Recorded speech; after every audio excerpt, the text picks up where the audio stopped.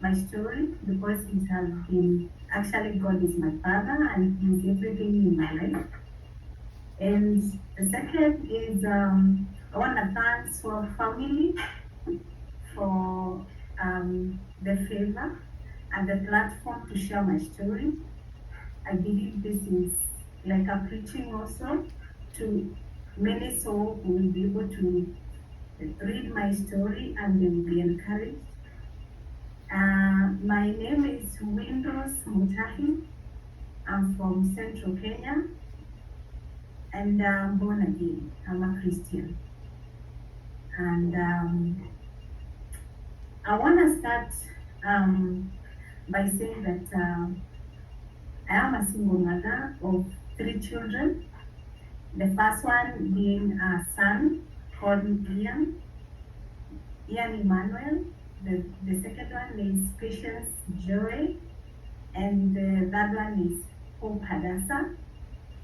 And I'm not a single mother because of choice, it is because of circumstances.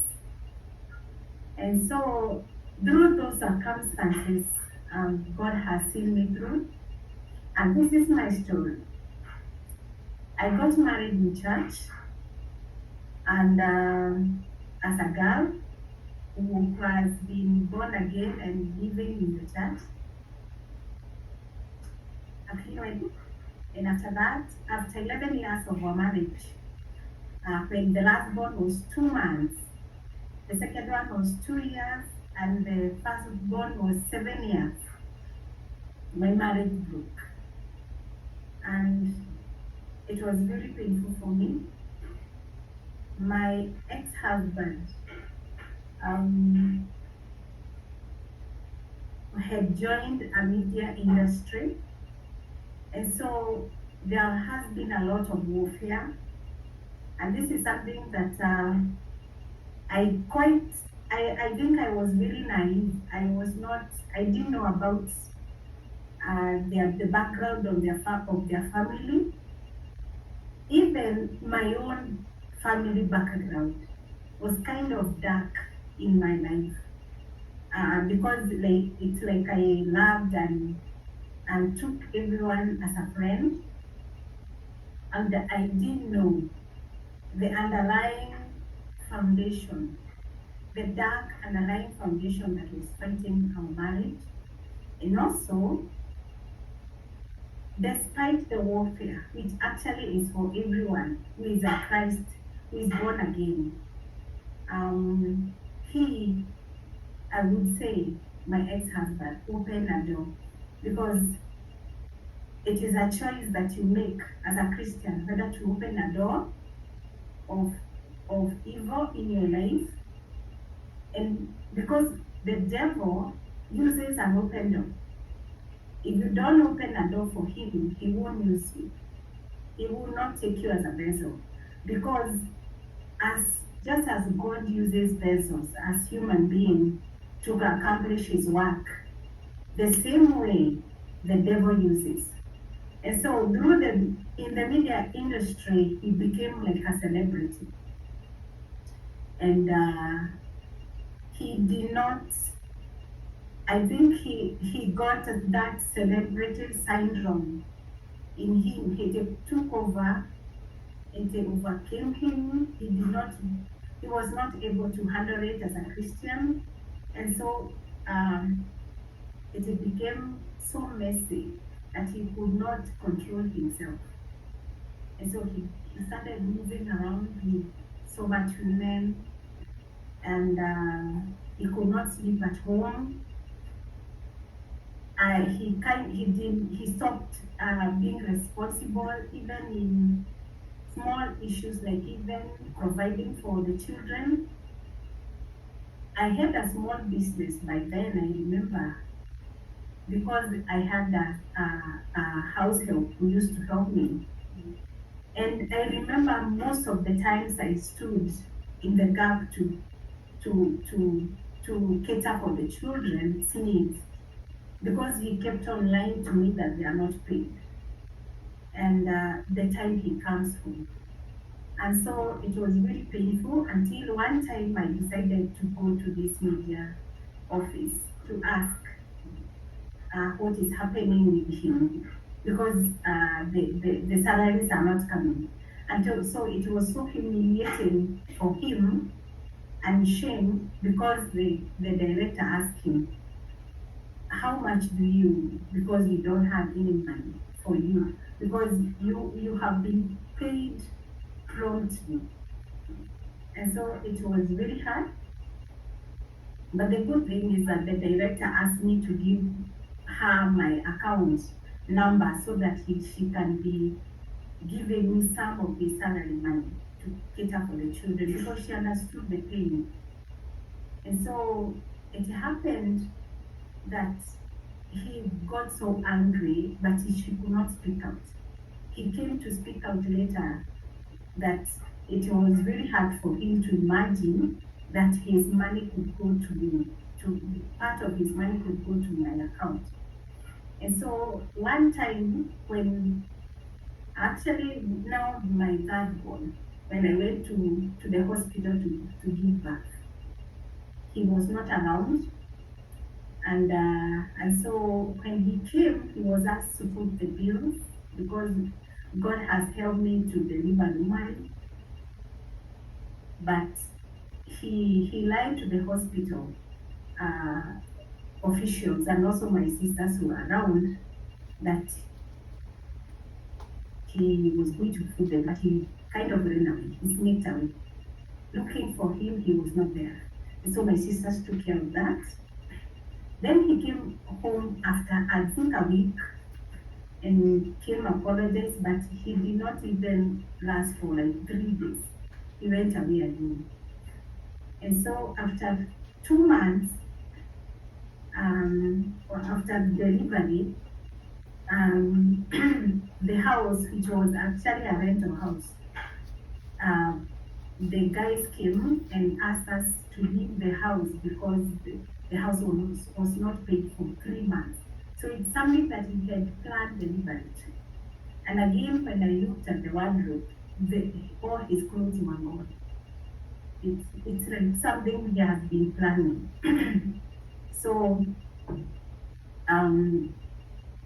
when we stepped out of the house, he was called, and so he promised to pay the house, but he arranged for my travel to go up country to see my mother with my children now, 2 small ones. Then he actually, I remember it was on Thursday, which was the eve of Good Friday. And so he said, because it's a week of Good Friday and Easter, you go with the children and relax a bit, then you come back on Easter Monday.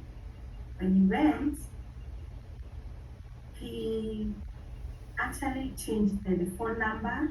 We could not hear from him. And so that's how he left. And so after like staying in the village for 2 weeks, I asked one of my sisters to go and check my house, whether it has been paid or there is anyone there. So he found the house. He found another lady who was cleaning the house. It was already, like he has already, like my ex-husband has already taken everything out. Like he has, he took everything from the house and he went and to live with another woman. And so the house was being cleaned for another tenant to come in.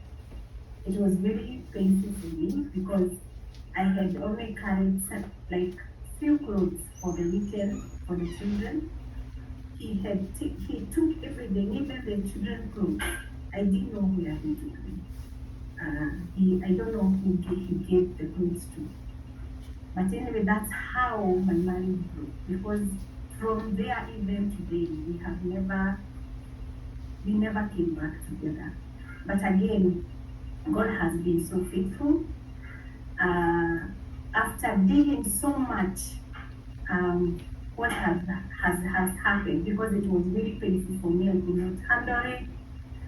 I became like somebody who has been crying all the time, asking God so many questions. Why did you allow this to happen to me? Yet you knew it is gonna break. And apparently, in the first year of our marriage, we had gone to study with Youth with a Mission, which is an international interdenominational organization, and it has a lot of training for discipleship training school. And that is where I got to train also for kids, children development, children discipleship, children evangelism and discipline and development. So it is kind of, God had prepared me before, and I didn't know how to bring up children alone. And so, and that time he was a pastor also. But again, because he opened a door to the enemy for the world, and also I came again to realize that the mother was also a witch. Because before my marriage broke, several things happened. She was really fighting me. There was a time she tried to kill me with the poison she had put in a plate of meat. And I remember I put a piece of meat in my mouth, and my belly like popped out, and I just shouted Jesus. And so I threw up like something, a foam, a white foam, too much of it. And Jesus rescued me then. Another time she said she tried to kill me again through bleeding, that I could not even handle it. I used to have like a group for prayer women. So they fasted for me for 3 days. And so that day, in the evening, it was all gone. Can you imagine when it actually stopped like around 3 in the evening, and the following morning, by 6 in the morning, she was in my house from the village, and she asked me, who are these people that you are praying with? And so it was a battle. And I remember before completely like my marriage group, she came in my house and she told me she's not going to leave until 7 days are over. And I tried to call my ex-husband to tell him, please come and talk to your mother. Because already I knew who she was. And so my ex-husband kept on telling me, I feel like I am bewitched. I cannot even come home. You chase her me. And I could not. I could not. So after that, it was so horrible because my father-in-law, who is now late, tried to bring back the marriage together, but she stood and said no. And she, like in our community, the men in the village, like, and especially the clan, they have to gather and go to my home so that they can do the negotiation. But she chased all the men away. But anyway, God has a purpose, and He had a purpose for me.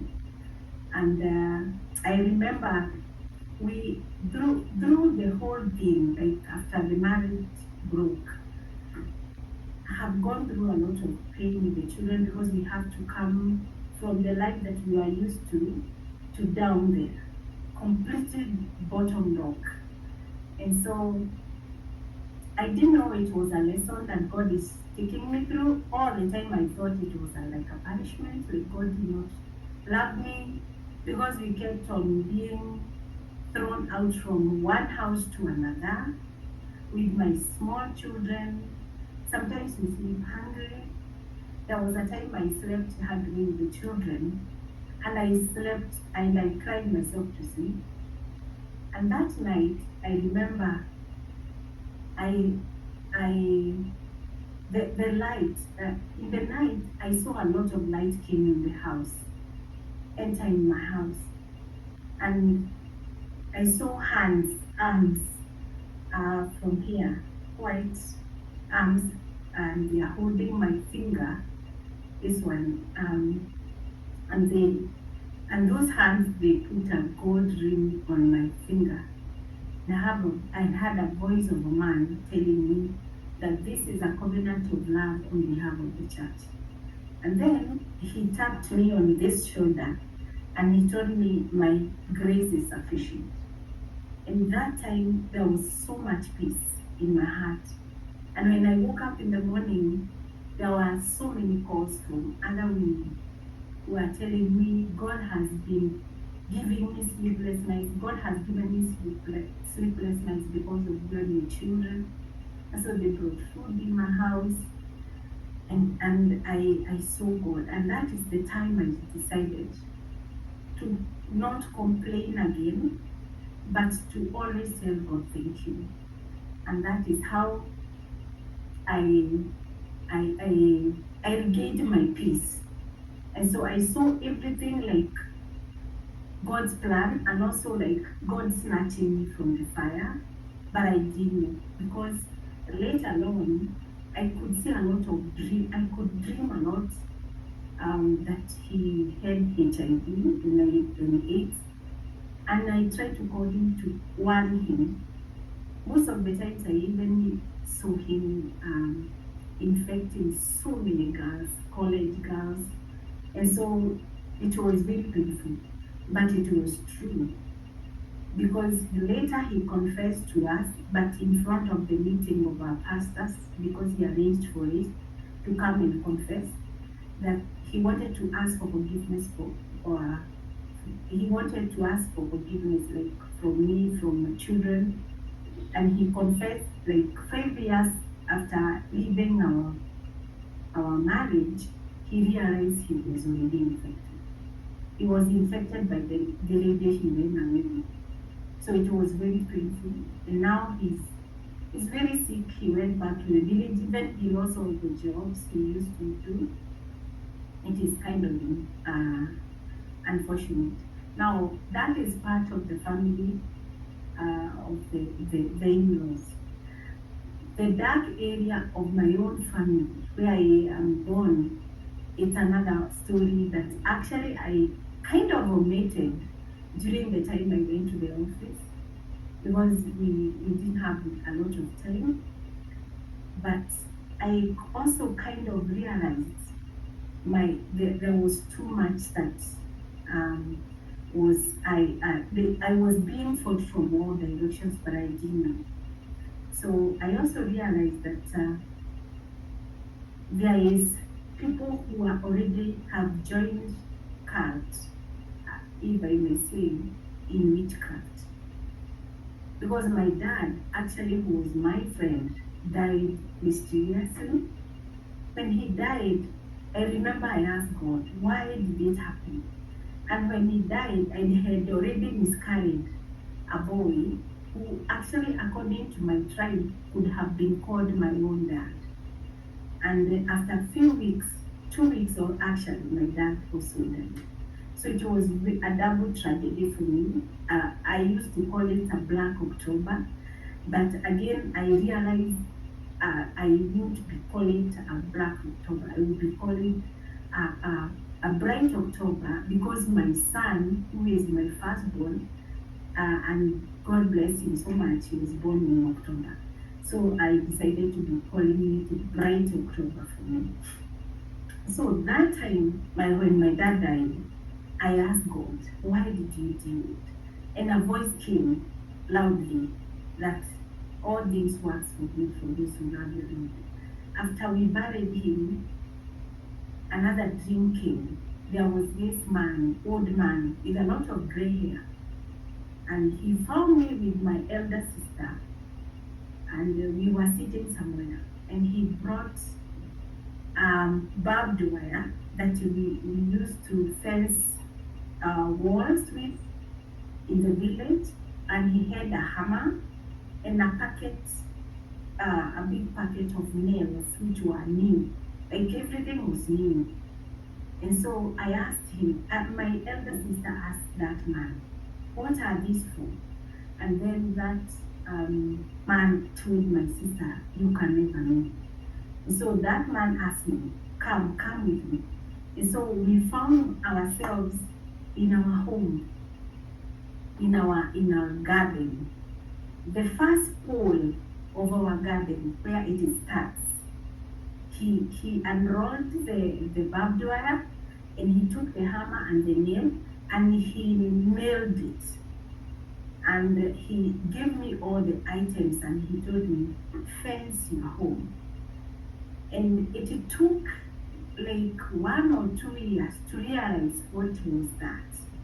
And so I realized our home is not safe. It is something that is wicked. There is no wall. So God is using me also in our home. And so again, after a few years, my elder brother's son, who is called by the name of my dad, passed on. He was almost 30s, because he was already married. That day pained me so much that I cried, asking God, what was this? And so the dream again, the message came again, that God gave me the work to fence. So I cried so much, I felt that it was I did not play my part well. And so I vowed that I will never allow that thing to happen, provided God will always reveal to me what the devil is planning. And so my elder sister and another one also, they have been planning so many untimely deaths in our family, so many, even for my mother. But every time we plan, God shows me. And when God has given me the grace to pray and fight that, and every time when I do that, they choose to text me and tell me, leave me alone. If you want your children to live. And I never answered. I have never even answered the messages. But I kept on praying and praying and praying until one day, she just few years ago, she buried his own firstborn, who was 33 years, and it was very painful. And so she stopped insulting me. But they are still there, and I'm praying that God will show them the light. Yes. And some of the battles that I've gone through, because there are so many, but God has been strengthening me so much, is that they have been really trying to fight me that I will not move on in life, so that I can be frustrated. Because one of my sisters told me, if you cannot beat them, join them. And so I cancelled that, and I know my position because God has been with me. There's a word that God gave me on the Wednesday before I got married. I did my wedding on Saturday. Grew up a youth pastor, and they gave me a message from the book of Joshua chapter 1, verse 5 to 8, that no one will be able to stand up against you all the days of your life. As I was with Moses, I will be with you.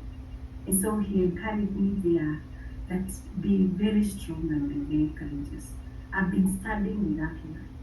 All along when I tried, like my own physical body, in my own human form, try to be weak. Like I feel myself, why me God? Because I'm all alone, I'm fighting all alone. God reminds me. And so I know that God, with me and God, we are the majority. And so I have gone through a lot of battles. One of them is I remember when I was giving birth to my second born, my ex-husband was at work. And so he called the mother because he was working nearby the hospital that I was, and asked him to come and check on me. And I remember when I was sitting, I was lying down with the baby. It was actually few hours. She came and sat next to me, and there was nobody else in the room.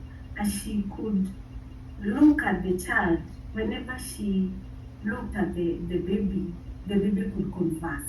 And you can imagine the baby is so tiny. And so I could press the bell. Whenever the nurse came running or the doctor, she used to take the eyes away from the child, and the child is okay. So the 3 times she did that, then I remember I have to do something. And so immediately after the doctor has left, I innocently, I just did the cross on the face, on the forehead of the baby. And so I said, I dedicate you to God and to God's kingdom. Through the everlasting covenant of the blood of Jesus. And so it never happened again.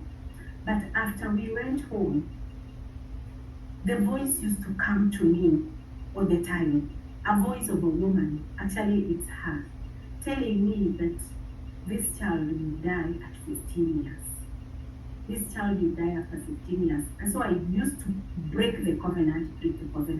And so the child got, last year, April 10, she was 15 years.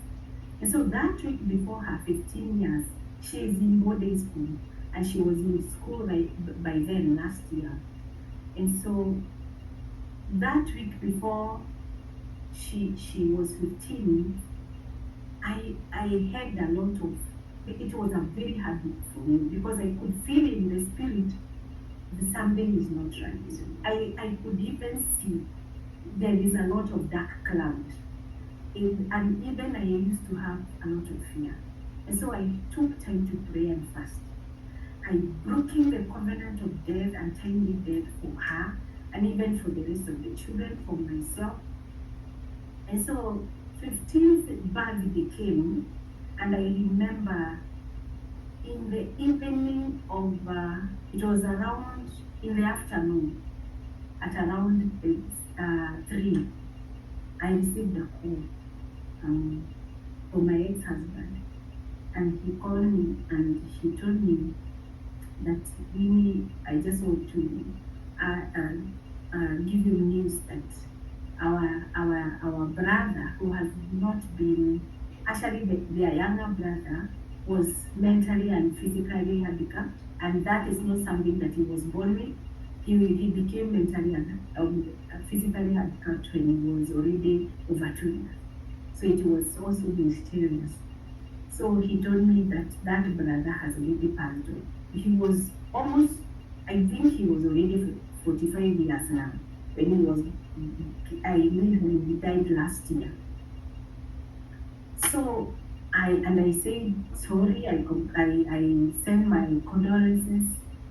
But again, in the course of time, after few days there was burial.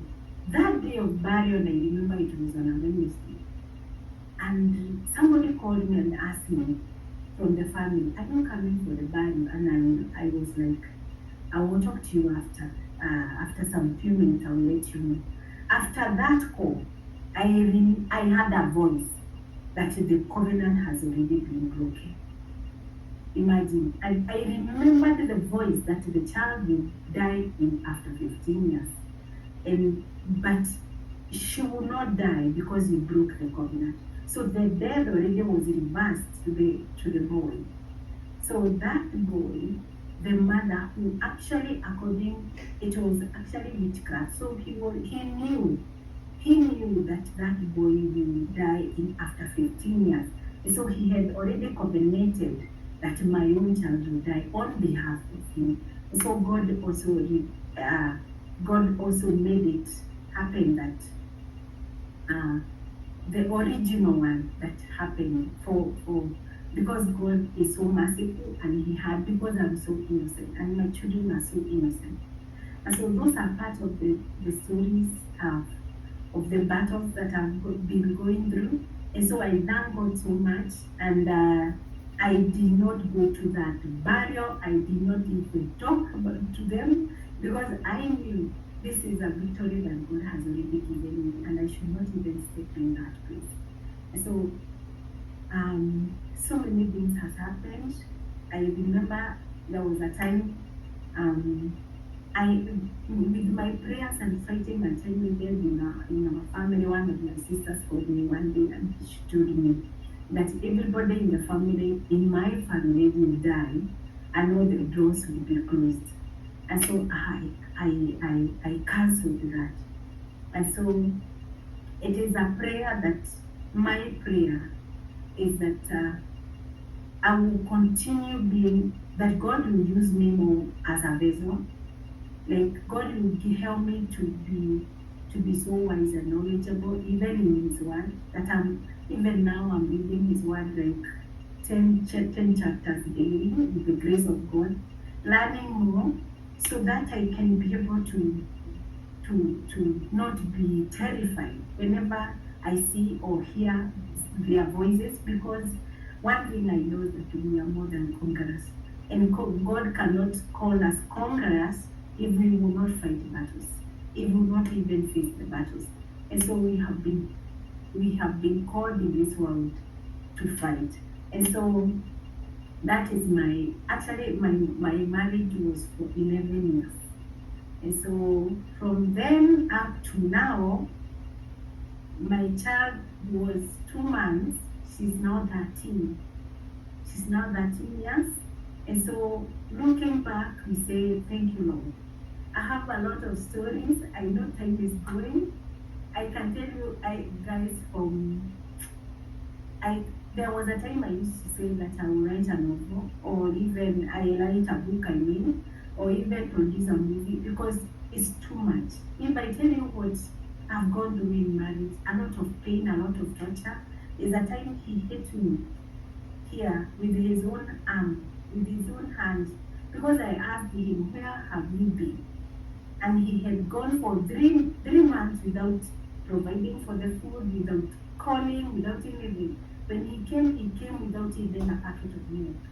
And when I asked him where he was, he told me it's none of my business. And so he stood and hit me here. And remember, I was 5 months pregnant.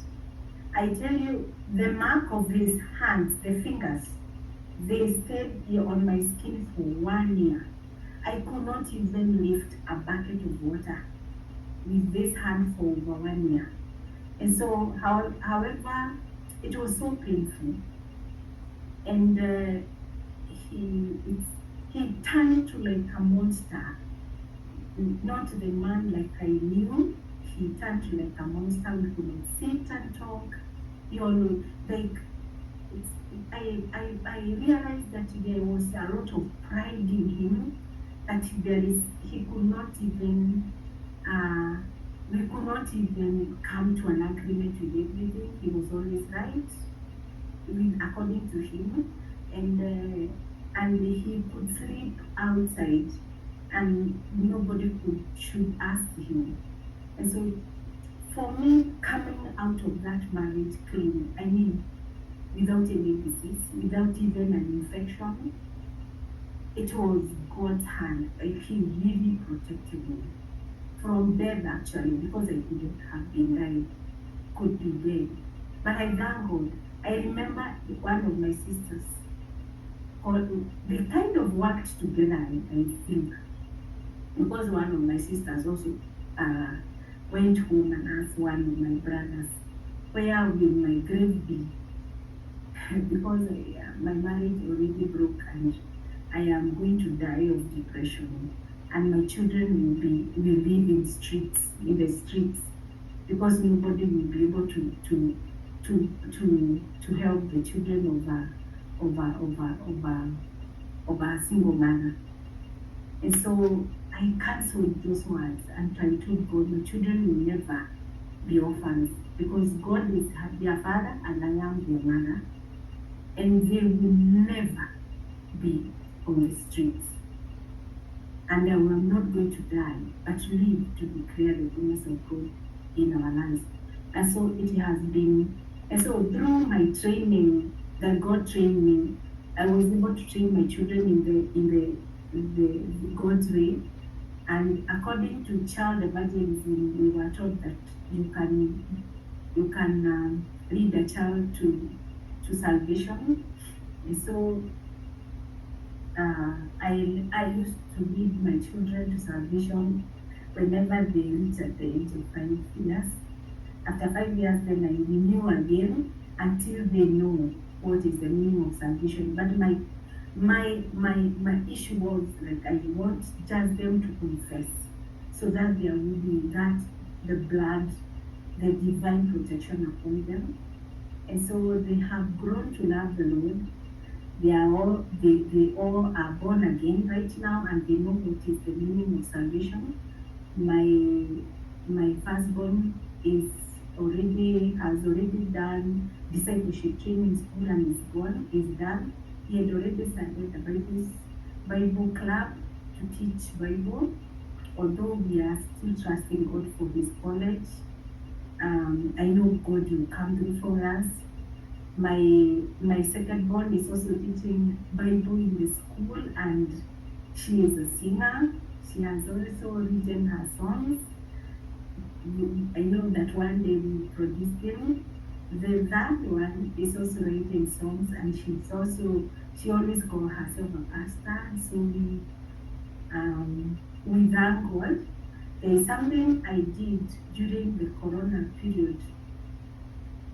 We made a covenant together with God, together with my children, that exactly at 8, even today we did it. I could do it every day, that we always have worship. Even now, but during the school time, because the younger one can be having a lot of homework, but we always have a Bible reading and prayers. That's a covenant we made with God, for us to just be, because we call ourselves the Lord's, according to, I think, Isaiah 44, the Lord's. And so we always do that with God until today. And so sometimes we take turns, we will be reading the Bible today, they are there. And so we have come, my son had a lot of very hard time forgiving the father. It was very painful, because he kept on asking me, how can he get married and he's not responsible? Or give birth to the children and he is not responsible? My son is 20 right now, and he was left at 7 years. And so he is, when he went to, I kept on talking to him, but again, when he went to do discipleship training school through Youth Intermission, he was able to forgive completely, because there was that topic of forgiveness and the father heart of God. And so he called me and told me he has completely forgiven the father. And so that is something I thank God for. I also talked to the girls, and they did that. It was hard for me, to be honest. And at one point I came to just release him completely. And so my heart is now clean, and we are walking with God. And God is fighting our battles. And I know we are more than conquerors in Christ Jesus. Yes, there is too much I can tell you, so much stories. But all in all, God has not left us. Yes. Wonderful. Wow. So much aroma with you from the beginning up until now. And I'm quite sure that every woman, the ones that's listening, and every woman that will push replay is going to be amazingly just encouraged. I want to just talk about for a moment, because sometimes, the majority of times when women and men, when they're united in a relationship and it doesn't work out, then they begin to be devastated, and sometimes they don't have a prayer life. They're not able to go to the Lord in prayer. I want you to talk about being married to a pastor. That's what you said that he was at the time, because there may be some women that will tune in and can relate to what you just said about being married to a leader. The leader became unfaithful, left her with babies, and she may not know quite how to handle that, because when a woman unites with a man that's in ministry, she truly believes that through the grace of God, that things will work out. And if it is things that goes on in the relationship, then they can both go to the Lord and it can be worked out. But with your situation, it did not go that way. And so I want you to encourage a woman that may tune in, that is going through this thing right now. She may be going through it where she's a leader, her husband's a leader in ministry, and she knows that things are going on and she feels as though her relationship is going downward. I want you to minister. I want you to talk to her and give her some encouraging words. Yeah, thank you so much. One thing I would like to encourage someone is that first and foremost, first and foremost is that one thing I failed for the first few years after my marriage broke is that, or even when I was married, is that I looked at my husband as king. I could not or imagine that this marriage will ever break, not even going to rocks. I never imagined. And so I looked him at as a king. But one thing I felt is that God is the king. He is even that husband. We need to submit and to respect. But when it comes to kingship, like your God should be everything. And so all the time I looked him as everything. And so the worst thing that happens when a marriage breaks is that because you are looking at him as everything, like you feel like your world has crumbled down because you're giving him is already gone. But if we look at God as a king, we always have hope for tomorrow. And so that is something I learned already when my marriage was already broken. And so I realized the space of God, I had already put him. God was not sitting in the position in his position in my life. Okay, I knew God, I loved God, but there is that position, and so I came to realize it, and so I was so remorseful. I had to repent so much and telling God that now I realize, and so I give him back his position in my life. It's not that I was not backslidden. So the issue is that women, before we get married, we are people, vessels that are called. And so the way we were when we were youth, working for God and working with God, we should enter in marriage like that, holding God first. Then the husband comes second. But most of the times the women take with their husbands as king, and especially as a leader of the church. When you see he is a pastor, he is everything, he's controlling the whole the congregation and everything, a whole big region. Most of the wives fail to see him as second and God first there. It is easy to say, so many women will say it, so easy, but is it in the heart? Is it in the heart? And so when something happens, small thing happens, because this man is a human. Whenever something happens, I know you know the devil knows how to get into those doors and crashing them down.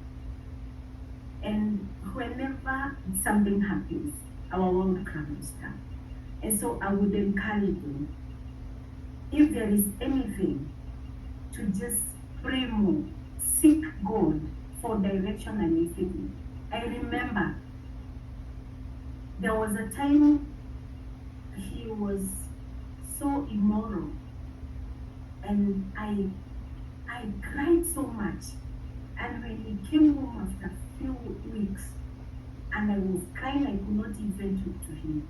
He told me, he looked me in the eyes and he told me, Don't cry for me. You don't know me. You can imagine those words coming from somebody who has trusted. You don't know anything about me. Don't cry for me. So imagine if you don't have a rock.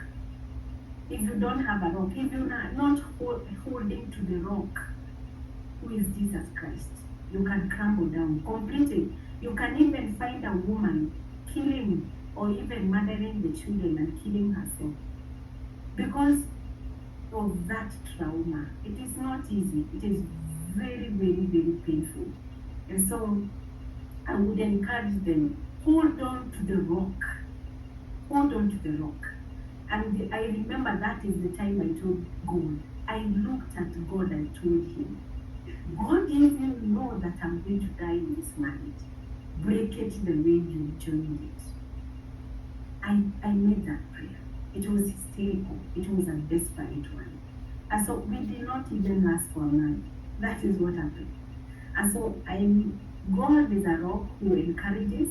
He shows you the way. He can tell you so much because he said, seek me and I will show you even the things that you know not. He knows your tomorrow when he is today. And so I would encourage the women, there is any place that you can hide, it is under the rock with Jesus Christ. And he will give you the direction. If that marriage is to last, he will show you the direction. He has a map of your marriage because God loves marriages. I love marriages. I am a counselor, by the way. I did marriage counseling like a professional. Unfortunately, we did it together when we were in Youth Pst. I counsel those women and even sometimes women, young women who are going to get married. And so if you seek God, if you hold on to God as the king, take king of the king, and take this man as a gift from the king, then you will be able to handle issues. Will you be the next woman to tell your story? Be blessed.